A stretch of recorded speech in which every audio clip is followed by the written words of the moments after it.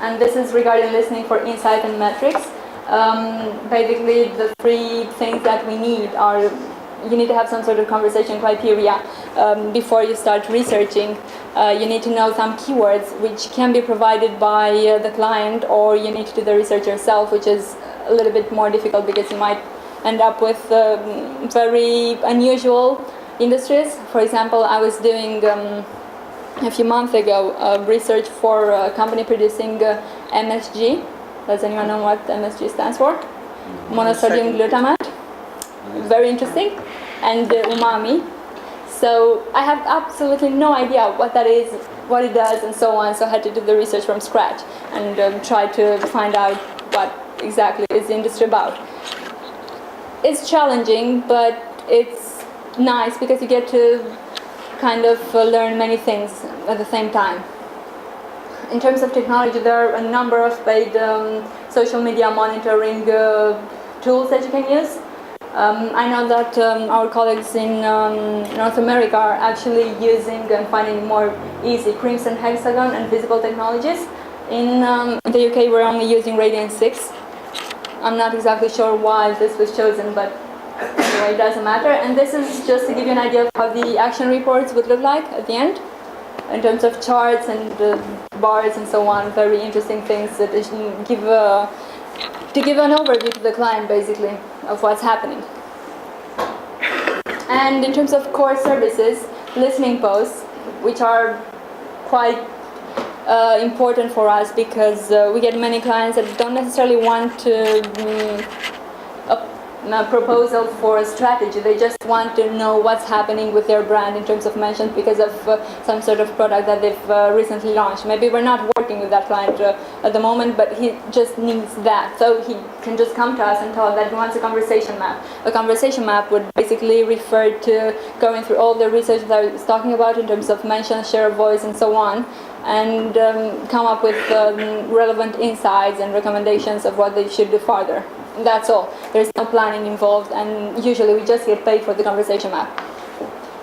That's how a Radiant 6 dashboard looks like. Live listening posts. Again, there are some clients that want to see listening reports on a daily basis, because if they have something very, very large to monitor, it would make sense to see how the engagement is different from day to day.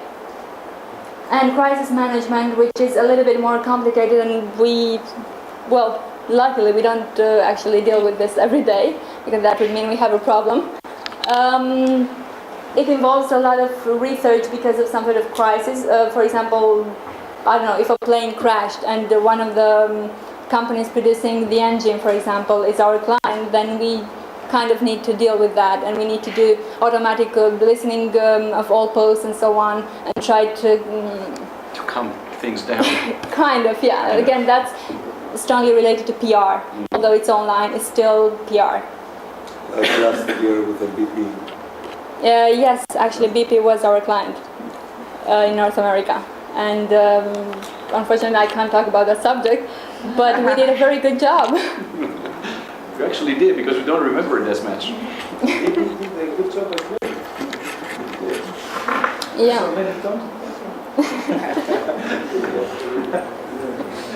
Yeah, well. The second core service that we're offering is influencer map and outreach, as I was talking to you about earlier. But this is the basics of the influencer. Yeah. I can hear you very well. I'm sorry, I have to look at the slide because it's in that direction, But and the your voice is going to there, not to us. Yes. I'm sorry about that. Yeah. You could just move it from the middle. Yeah, but that would mean that I'm not going to be able to see very well, and I have to talk with my eyes. There is a screen there a bit. Okay, then I'm just going to move there. You said Sure, you wake them up down there just in case it's Okay, I hope no one is sleeping. More talk. We have the presentation on, so you have to bear with me for another 12-10 minutes. Hopefully not more than that. Yeah, and she's looking at the time already. Okay, very nice. Moving on.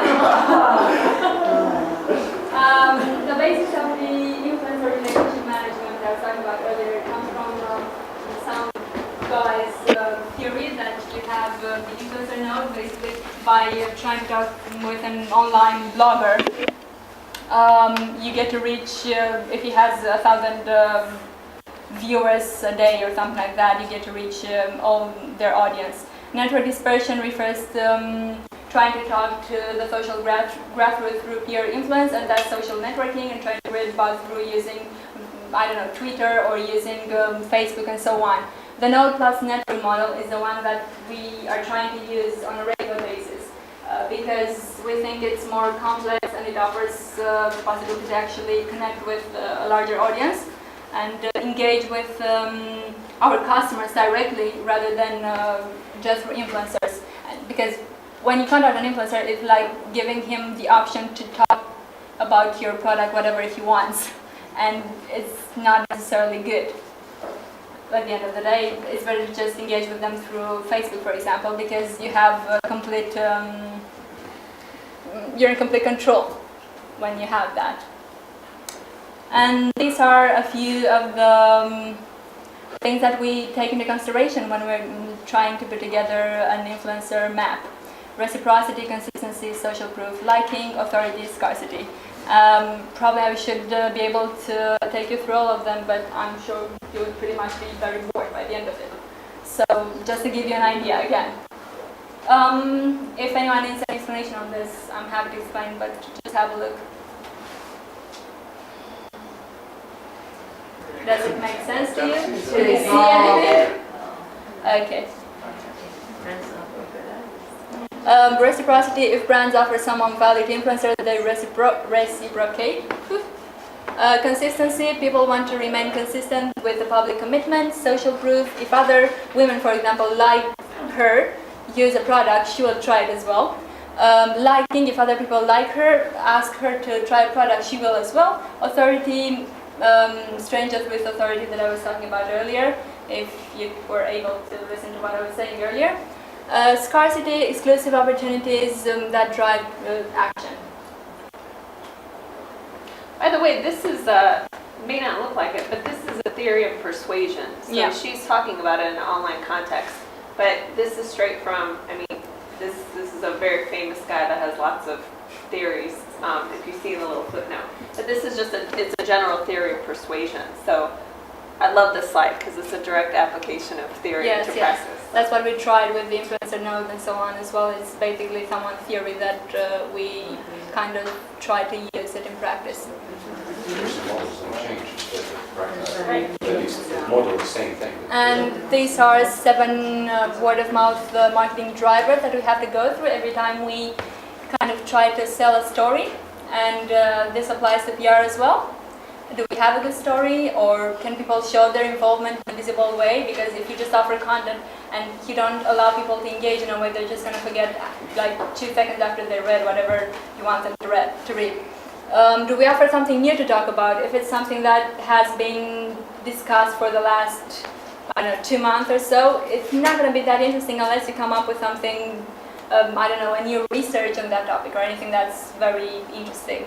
Do we let our supporters be creative? That would probably work very well with the use of social networks, because you have all sorts of apps and things like that, and for mobile as well, that you can use in order to connect people in a more emotional way, let's say, with your brand, and make it more creative, because they feel like, do we invite people to participate? The next one, it's pretty much, it goes hand in hand with that. You invite them to participate and be creative, and therefore they're going to associate your brand in the future with this, and they're going to like your brand more, and they're going to recommend your brand. They're going to become your brand advocates, let's say, in the future. That's what we're trying to do. Do we offer some value? Of course, if we just offer something that's as a product, for example, you have a product but you don't offer nothing that's new. I mean, it's the same like the one that your competitor has. You have nothing to outreach your influence about, and nothing for them to write about. Do we remind people to spread the word? Of course, there is a call to action that needs to be in pretty much all the email that we send, for example, or if we have an offline event and so on, you need to be able to tell people where to find you online as well. For example, we had a digital live studio for one of our clients, Groa.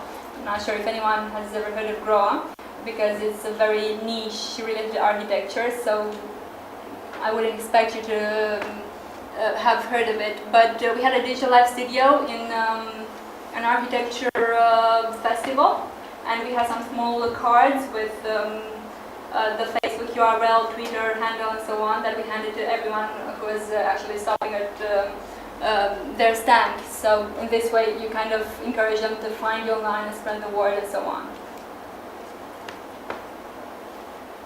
And this is just to give you an idea of the entire influencer network that we're trying to cover through what we're doing in terms of social networks and so on. And this is basically what we're doing on a regular basis in connection to Facebook. It's like our third core service. You should be able to see the title, but for some reason you can't. Here, conversation management, it says there, yeah, great, I've just noticed. So there are a few stages that you have to go through. First of all, conversation calendar, in order to be able to come up with the conversation calendar, which is, by the way, just a structure of what's going to happen on all your social networks.